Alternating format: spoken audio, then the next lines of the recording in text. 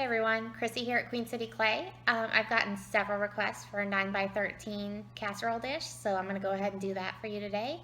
Before I get started, I'm going to have to do just a little bit of math. This is only important if you really need that dish to be 9x13 because of whatever your recipes are that you're putting in there. Otherwise, just guesstimate it and do it like 10x14 and then assume it's going to shrink to around 9x13 by the time it gets through the firing process. But if it's important to you that that dish becomes 9x13, finding out the shrinkage is actually fairly simple. So what you want to do first is figure out what clay you're using. Whether it's a standard clay, high water, Kentucky Mud Works, whatever it is, just Google the name of your clay body. So I'm using Phoenix today because that's what I happen to have on hand.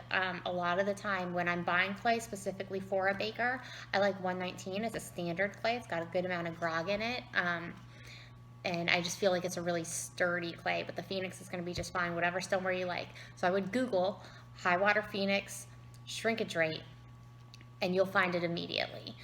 You want to pay attention if your clay has a 6 to 10 range, what the shrinkage rate is at 6 and what the shrinkage rate is at 10.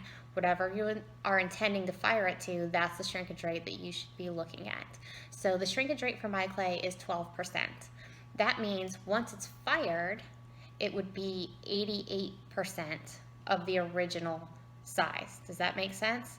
Because if you take 100% and subtract the 12, you're left with 88. So what I have to do, if I want 9x13, is take my 9 and divide it by 0.88, and then take my 13 and divide it by 0.88. All right. So you're going to divide 9 by 0.88, and you're going to divide 13 by 0.88.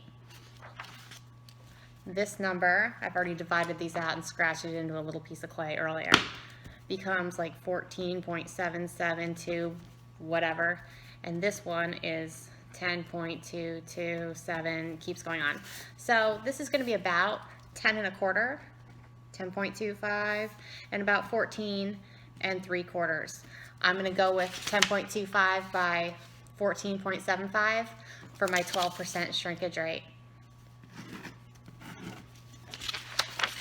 That should get me really, really close. Does that make sense? I know that's a mess. That looks like my 7th grader wrote it, but that's all I need are those two numbers. All right, so let's get some clay and get started. Okay, so here's my slab of clay that I had rolled out ahead of time. It's really pretty dry. I want to work with a dry slab because I'm making a geometric form. I'm going to use this square measuring tool because it's got this nice 90-degree angle on it, so that's going to give me a really accurate rectangle here, so I'm not off at all, but whatever you got to measure with, use it. If you got something, maybe not your ruler, but something with a 90-degree angle, it would help to, you know, mark with your ruler and then take whatever that thing is, even just a piece of paper, and put it in the corner to start yourself off, making sure your angles are correct if you're just measuring one side at a time. So let me measure this off real quick, and I said I needed 10 1/4 by 14 3/4, so that's what I'm looking for here.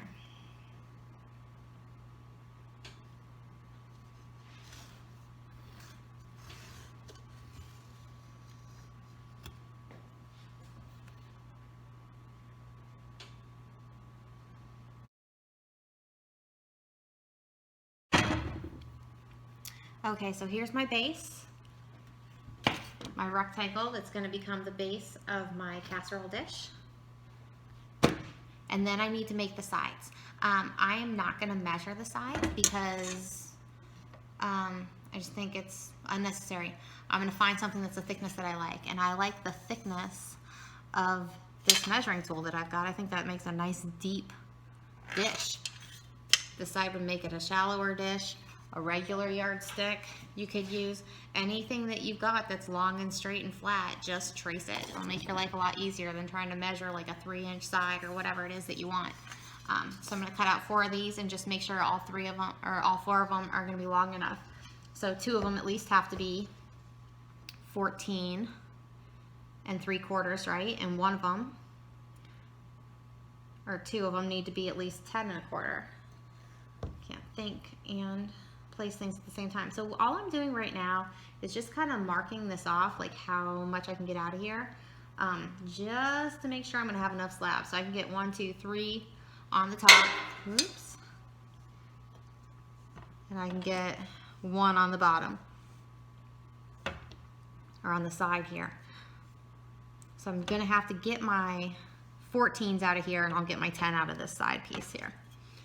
So I'm gonna come up as high as possible and start here. So I'm just kind of making the most of this slab that I have.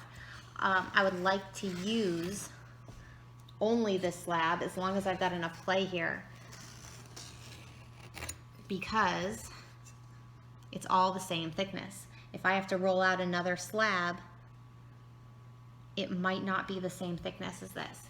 This slab is, I usually do really thin slabs. This one's a little heavier. Maybe between 1/4 and 1/2 is totally fine. For something that's going to be a baking dish that people are going to use a lot, it's going to come in and out of the oven. You want to avoid thermal shock or any of those kind of issues that might happen. So don't be shy about the thickness on this. This can be a little bit heavier. Nobody's going to be picking this up and drinking out of it or anything like that. So you should be all right.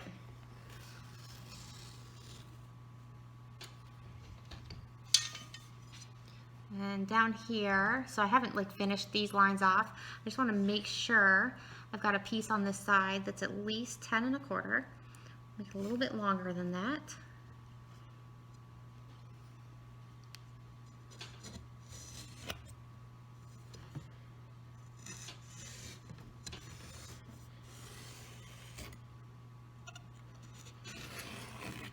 Right, so let's get rid of all this scrap clay. So when I said it's a dry slab, you see what's happening here? I'm holding this piece of clay up in the air, and it's not bending, it's holding its shape. Obviously this little piece came off, but you see that? It's holding its own. It's not floppy and wet anymore. That's what you're looking for. If you try to do something geometric with clay that is too wet, you are gonna be frustrated. So you want this clay to be kind of nice and dry and holding its shape all on its own before you get started on anything like this. So I'm just peeling away the scraps. This one's tight. I'm gonna have to kind of give it a little recut there. There we go. A little space there. And then I'll cut these strips to the actual exact size that I need them all to be.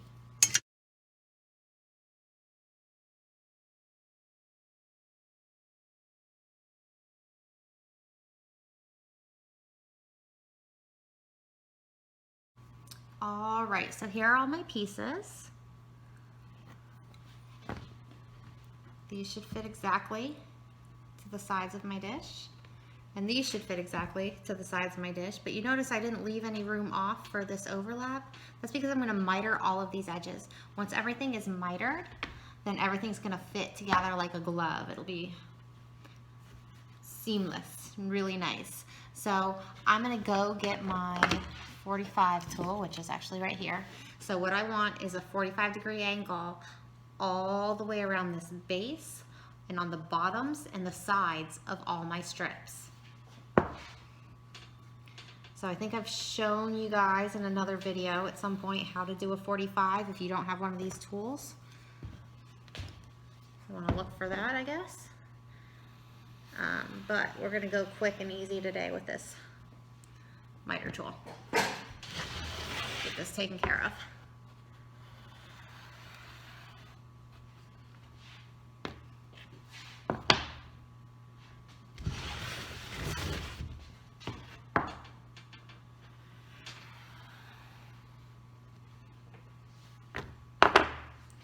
I want you guys to notice that I'm not picking my base up. I will never pick my base up. I'm going to leave it on this board until it's dry and it all comes up in one piece, and I'm never ever going to bend it because I don't ever want it to warp.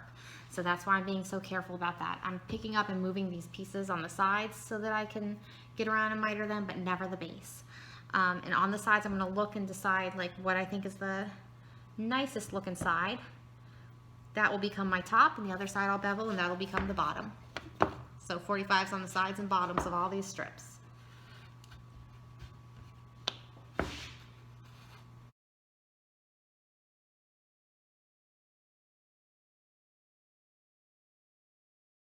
Okay, so that's all done. And now while it's still flat on the board, is the easiest time to start scoring as well. So I'm going to give everything one run through with a scoring tool, and then we'll wet and rescore as we put it together.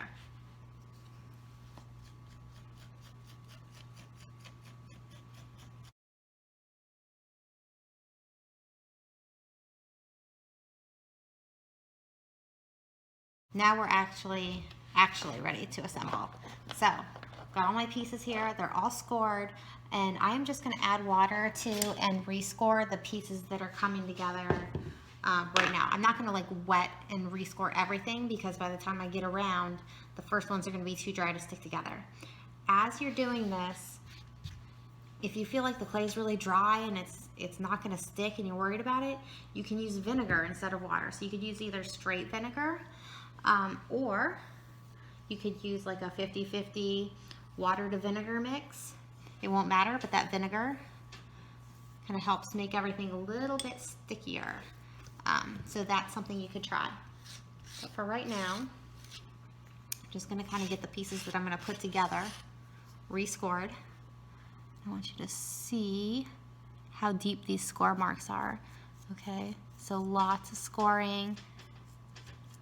And it's really pretty gooey on there. My clay is not super duper dry, so I think I'm going to be okay with just water today. Kind of line that bevel up, and I'm just going to tack it on. I'm not going to really push it and make sure that it's attached until I get the side on. That side's going to help everything square up. When you go to do the side, don't forget about that corner, that side piece that's sticking up, not just the bottom piece, okay? So I'm going to wet this whole L shape here, and then on the corresponding piece I'm gonna wet the L shape here that's gonna hook up to that. Okay, we'll give everybody a rescore.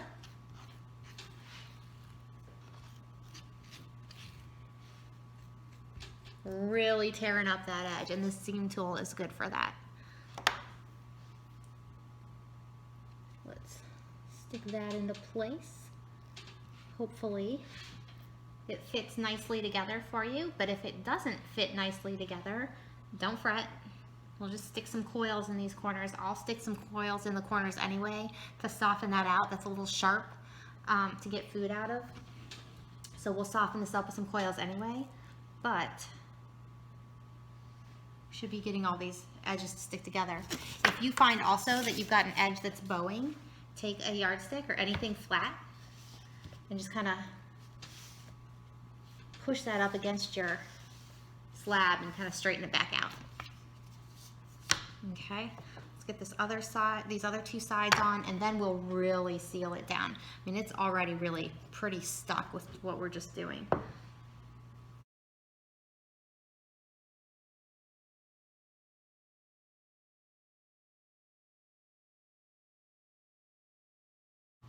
Okay, so essentially I've got a big rectangular box here.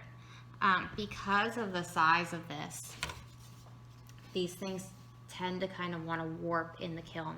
That's why we never pick the slab up off the table until it comes off on its own. But that's also why you should use a clay that has a decent amount of grog in it.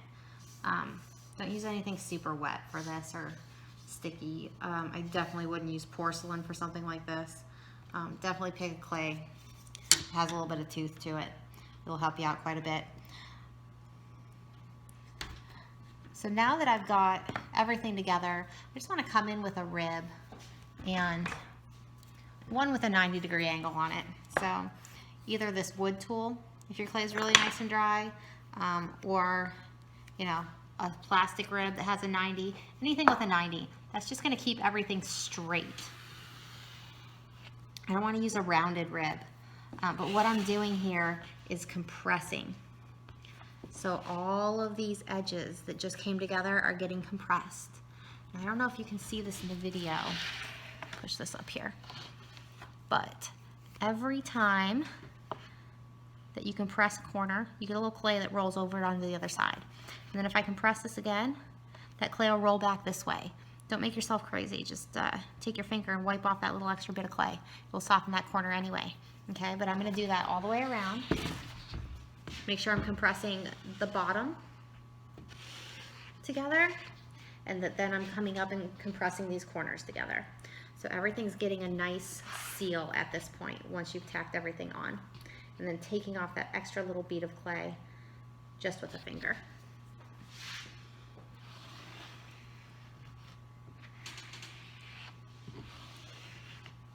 Once this comes off the board, you might have a little bit of cleanup to do along that bottom edge. It should be a very dry leather hard at that point, but you should still be able to manage that. You might need a rasp, kind of a tool, something to scrape with or sand with, but you'll still be able to get it. Don't jump the gun and try to peel up these sides right now because you think you need to get in there and clean them up. Just leave that bottom edge alone.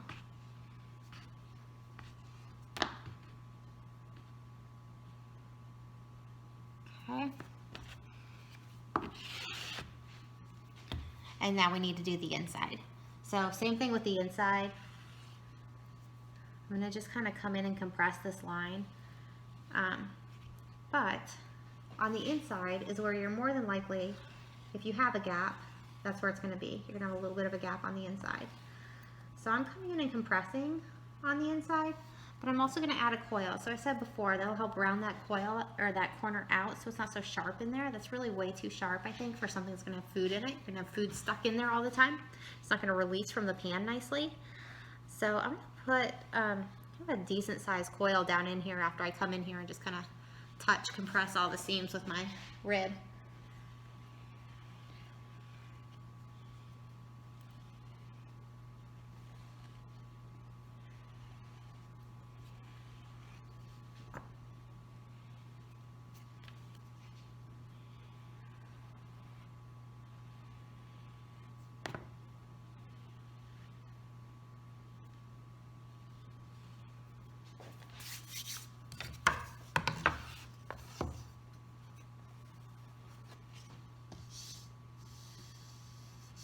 And then as I go, kind of constantly re-squaring, making sure everything's nice and square, if that's what you're looking for in this dish. All right, so let me give you a view of what this looks like on the inside here.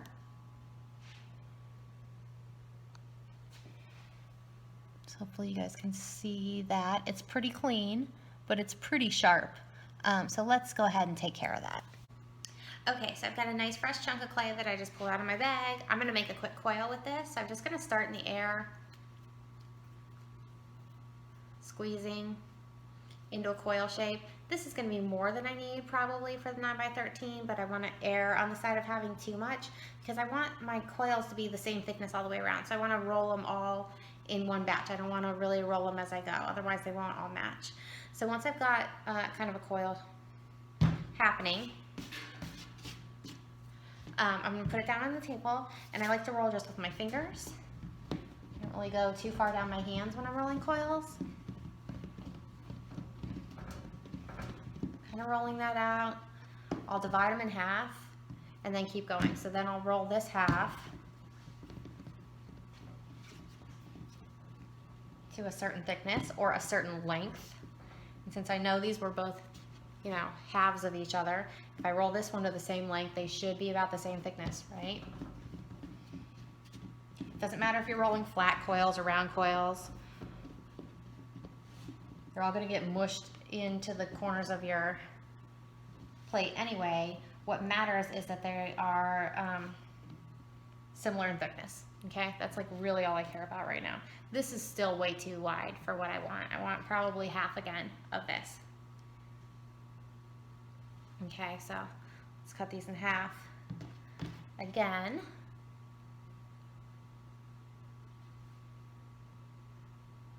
And we'll roll them out a little bit thinner. So this is probably as thick as I want. I don't know how thick that is. All right, so here's the aerial of the dish. The first thing I'm gonna do is kind of prep this to receive those coils I just made. So I wanna run just some score marks along the inside of these seams. I'm not worried about overscoring because I can always smooth that out later. But I want those coils to kind of rest in these score marks. I don't want them to be laminated and sitting on top of the clay. They should integrate with it. A lot of the time you put coils on here and then you think all your corners are cracking because you got cracks along all your corners. Well, really it's your coils that are cracking. They're not part of the clay. They're just sitting on top, and they're so much wetter than this clay that they're stuck to that they start to crack. So I really want to get them mashed into the clay. I want them to become part of this clay. I don't want them to be sitting on top. The other thing I'm going to do is just get that area slightly wet with my paintbrush and some water where I've just put those score marks. I'm not like putting a ton of water in here. I just want to get them a little bit wet just so that they integrate with that coil a little bit better. And I rolled all those coils out and they're just kind of sitting on the table. So they're not, I mean, they're wet, but they're not like sopping wet. Okay, so I'm gonna start by taking one of these coils. I like to kind of wrap them around a corner to start. And I'm not gonna push it all in at one time because it's going to stretch as I push it in. So I usually just use my fingers, push them in. I let it stretch as it goes. I'm leaving these little fingerprints. It doesn't matter. I'm going to smooth that out. So there's a lot of clay there. A lot of that clay is going to come out. But I just want to make sure I've got enough.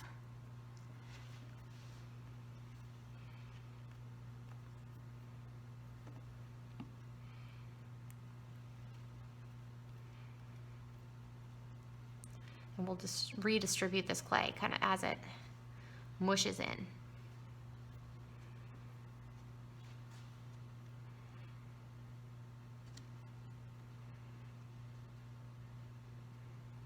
Okay, so I've almost gotten all the way around with just one of those coils that I made. Just start the next one right on top of that.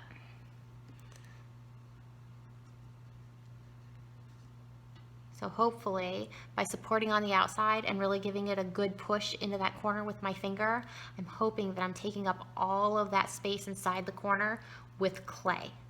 I don't want there to be any air pockets in there, so I really am giving it a good push in there.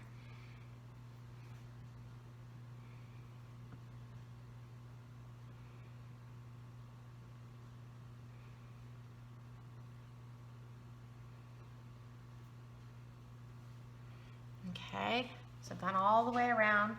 Let's go up the sides. Just kind of bend it off there at that corner.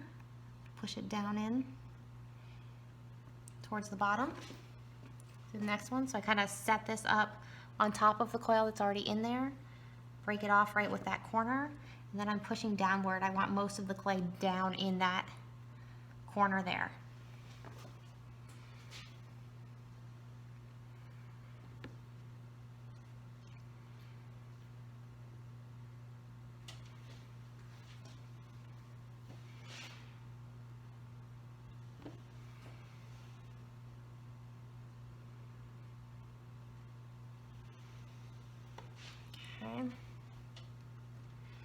All right, so now it's all coiled. Now I have to decide what I'm going to use to smooth it out with. Do you want to just use your finger? That might be fine. I like to use a rib because I like to get the profile of a rib that I like and use that all the way around. So like these two are good options. And really what you're looking at is, do you like this curve better than this curve? You know, find all your ribs or anything. You could even cut the edge of a credit card into the profile of the curve that you like. This one's a little bit broader, this one's a little bit more narrow. I might start out with this one and I could always taper down to this one if I want to. So I'm just gonna pick a place to start. And I will take off quite a bit of clay when I do this. But that clay should blend down into the bottom and up into the side. I'm supporting really well with my hand on the outside to keep this from bowing. at the same time that I'm doing this.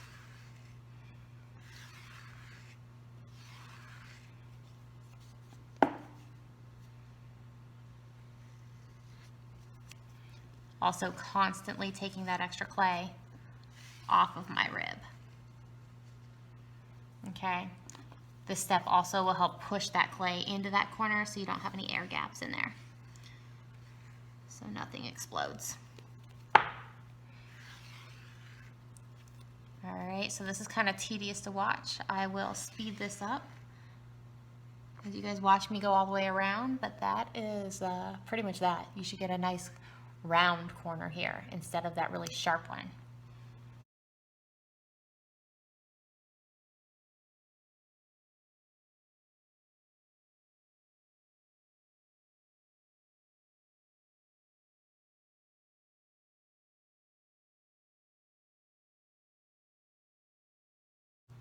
Okay, done. So that should be nice and clean.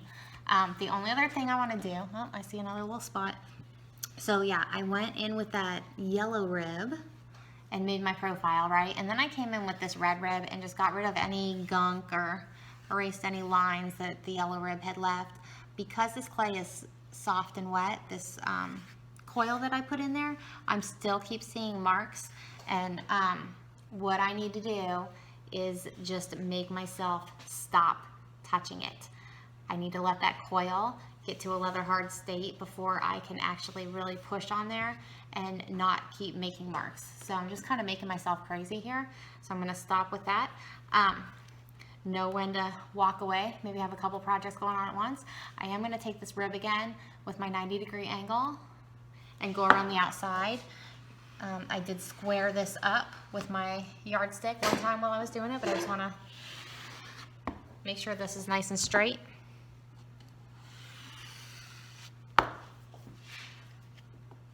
There we go. And hopefully you guys can see the difference now on the inside of what it is now and what it was before. You've got that nice round slope on the inside as opposed to that really sharp edge before, so that's really going to make this piece a lot more functional. The only other thing I need to do on here is clean the rim up a little bit and then add some handles. So I just got a little cup of water. I'm going to get my fingers wet, and I'm not going to round this the way I round a lot of my pots. I just want to take the sharp edges off, so it's just a quick little cleanup around the rim. Just make sure the rim looks nice and clean. You don't want any sharp edges there. But I do like to leave it square because the pot is so square. So I don't really round that too much. I just kind of soften it. Just a little bit of water and just a little pinch on that edge to soften that corner. Super simple. Really fast. You don't need to spend all day on that.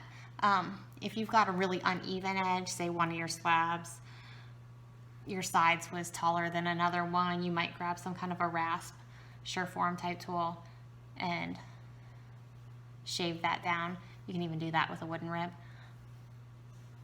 But that's going to be that for the rim for me. And then the last step on this, before it's dry enough to pick up and take a peek at the bottom, is going to be to add the handles. So you probably thought you were going to get out of a template on this one. No such luck. Sorry. So what I discovered, I haven't put a ton of thought into this template, and you don't have to use my handle at all. This is just something that's totally functional. And I think what I decided originally when I started making these was that this was a pretty good size for a little handle to pick something up on. So I just started with one of these ribs. I'm going to trace it.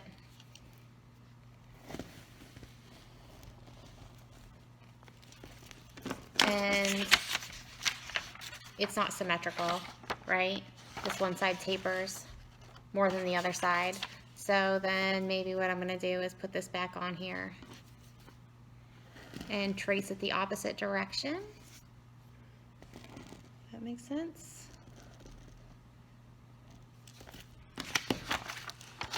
So I get more of this elongated shape, and I think that's how I came up with this template. So that's all it is. any shape that you like is totally fine. It doesn't have to be this, but I do like to make a template again because then I've got the same shape on both sides. I know that it's exactly the same, and if I'm making a bunch of these, I don't ever have to think about it. I just pull that template out and I can whip out 10 handles or however many I need, and I don't ever have to reinvent this again. Okay, so this is my template for my handles. I squared it up a little bit as I cut it out because I remember that I had modified it over the years to square it up to be kind of more in line with the way this dish looks. So the way this works is I bevel this and it comes off the side and tape and curls around a little bit. Let's see a profile of that maybe. All right, so the idea here was just enough to get your fingers underneath and be able to pick this casserole dish up. If you've got a pot holder or something on your hand. It's just totally functional. You don't want anything that sticks out too far away from the pot, then you're so far away from the center of gravity. But you do want something that you can really get your fingers underneath and think about when you're designing your handle. You are going to have to use a pot holder of some kind probably if you're going to put this in the oven. So make those handles something that you can actually grab onto. So this is kind of my minimal version of something that will actually work. So I've got my two handles cut out. I'm going to bevel them on the end, and I'm going to use on this slab bevel this longer angle, the 60. So I'm going to bevel these edges, put down where it can be seen.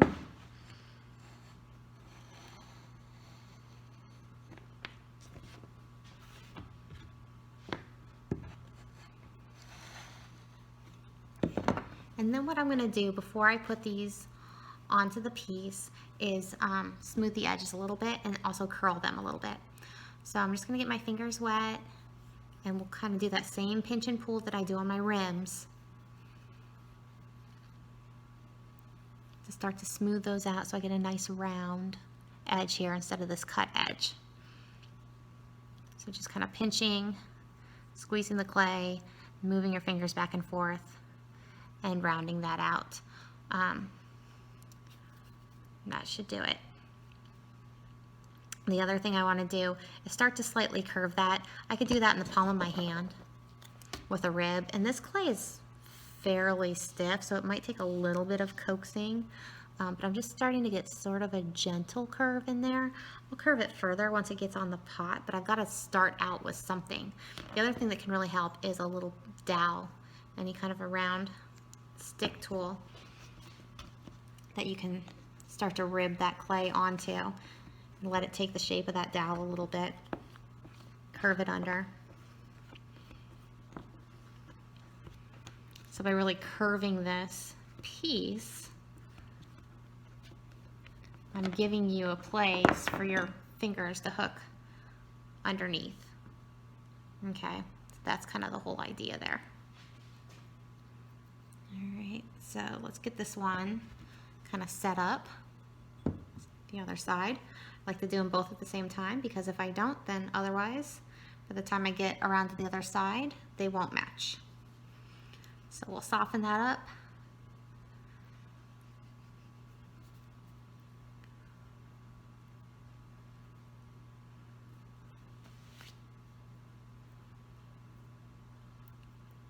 Clean some of the slip off my fingers. Start to let it know kind of where I want it to curve, and actually this one has to curve on this side. You want it curving on the opposite side of where the bevel is because the bevel is what's going to touch the pot. Okay, so just kind of coax it on the inside with your rib. Like, yep, you want to bend there. It's going to be all right. Get my little dowel underneath here,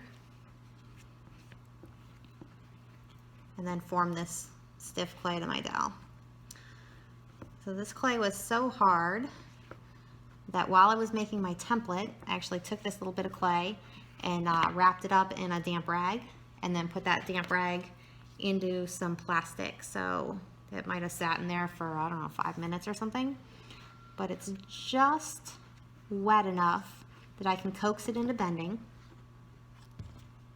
a little bit,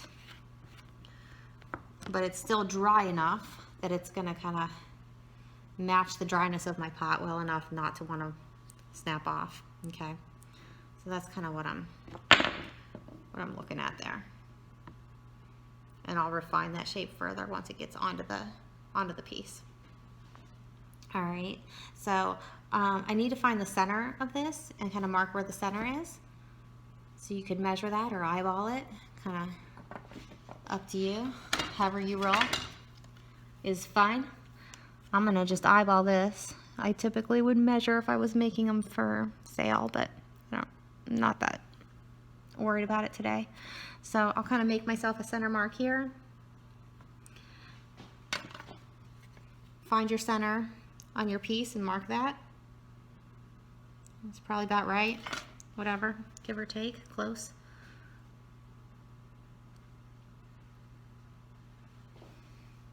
Line those two marks up together and just kind of mark where your piece is going to fit on the pot. Okay. So I put these down fairly low because I don't like them to come up above the rim. I feel like having the top of it come just slightly under the rim feels about right to me, because then you can put your thumb up on the rim if you wanted to. Score this up.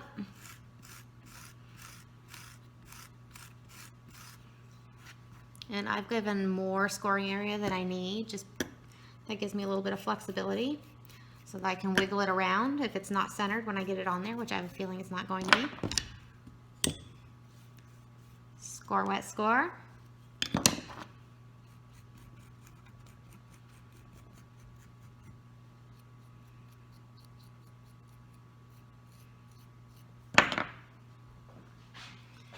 And then you really want to get down at eye level and make sure that that's straight, that it's centered, all that stuff.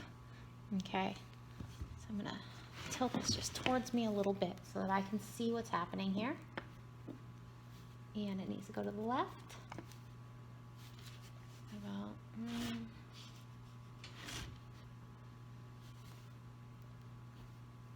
That's probably all right there.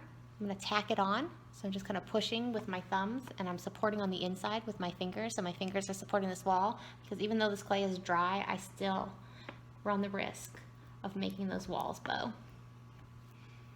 I'm tacking it on, and then I'm pushing with my fingers.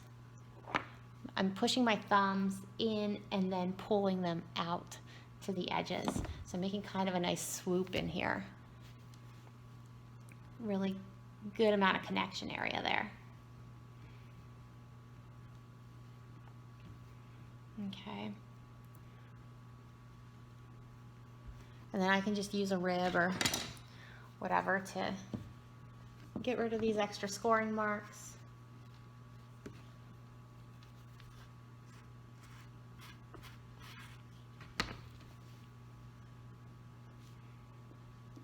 All right, and now that this is already bent once before, it will be easier for me to get it to bend again. So I could put that dowel back in there. Maybe get a little water on my rib. And ask this handle to kind of remember how it had bent. Get it kind of back into that curved down shape.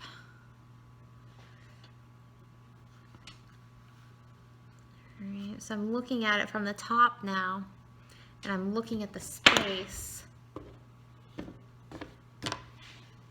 in between here. I can pick this board up because this is still stuck to the board. That's how I know it's not ready to pick up and do anything to the bottom. So I'm just looking at this space in here, making sure that's even as I'm compressing underneath. I might use my paintbrush to kind of compress down in there. I want to make sure that this rim is even down here.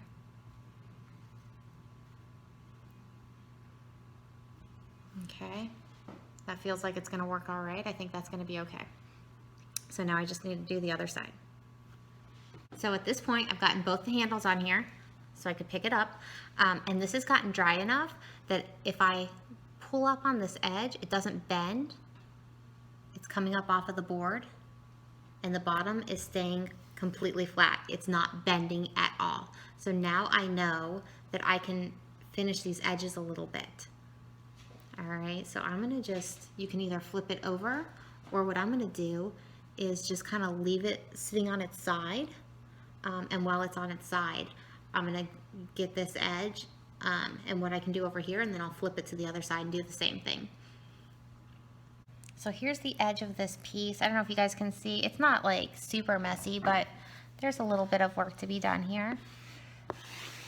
So I'm just gonna clean up any crumbs that are on the bottom. But when I get to the edge, I'll go across the bottom, I'll go across the side, and just like I talked about on the corners, you get this little burr of clay that keeps coming up and back and up and back. I don't know how visible that is there, but I'm gonna try to make sure you can see it. Anyway, I'm gonna just take that off with my finger.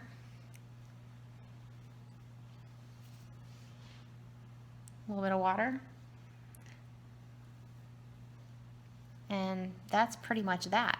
And then I will just do that all the way around. I'm just gonna rivet and then smooth it with a little bit of water.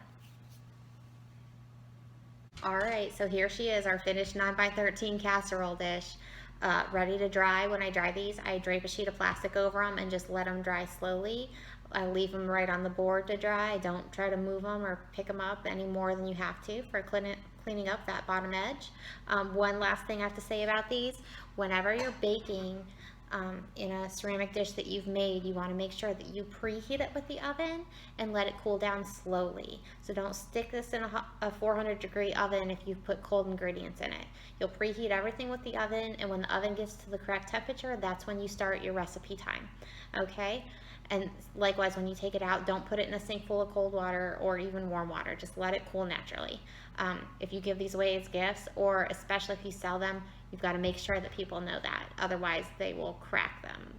They'll have a thermal shock issue. So that's it for that.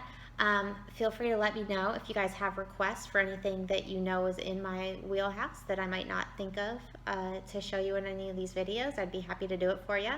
And take care.